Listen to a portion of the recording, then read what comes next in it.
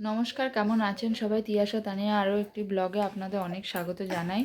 তো আজকে হচ্ছে সোমবার সোমবার তো আজকে এই হঠাৎ করে আমার ছোটো মেয়েটার সকাল থেকেই গাটা গরম ছিল।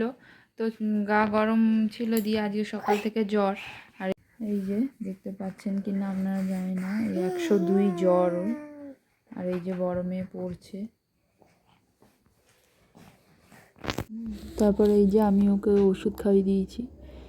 ঘরে যেই ওষুধ ছিল, হঠাৎ করে জ্বর এসেছে তাই ঘরে আমাদের ওষুধ আনাই থাকে, বাড়ি যেহেতু ভেতরে।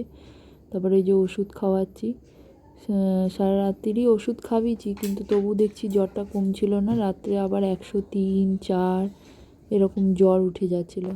ফলে আবার ওকে আমি নিয়ে গেলাম, সারা রাত্রি ঘুম হয়নি। ওকে নিয়ে আবার ডাক্তারখানা গেলাম। এই যে ডাক্তারখানা বসে আছি, লাইন ডাক্তারখানা, প্রচুর লাইন ছিল, দেখতেই পাচ্ছেন। চোখ মুখ বসে গেছে আমার, সারা রাত ঘুমাইনি। এই যে ডাক্তারখানায় বসে আছি, নাম ডাকলেই যাব।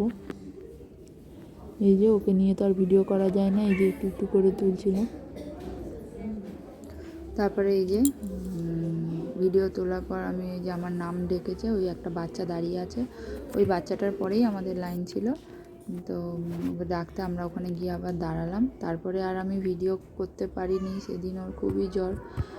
ঘরে গিয়ে আবার এটা তো পরের দিন সকালবেলা তো আমি ডাক্তার দেখাতে গিয়েছিলাম। হ্যাঁ, তারপরে আবার সেই দুপুরবেলা প্রচণ্ড পরিমাণে জ্বর এসেছিল, মাথায় জলপট্টি দিয়েছিলাম। আর এই যে আমার মেয়ে ভিডিও, এই যে আমার বোনের এই যে জ্বর হয়েছে, মাথায় জলপট্টি দেওয়া হচ্ছে, 104 জ্বর।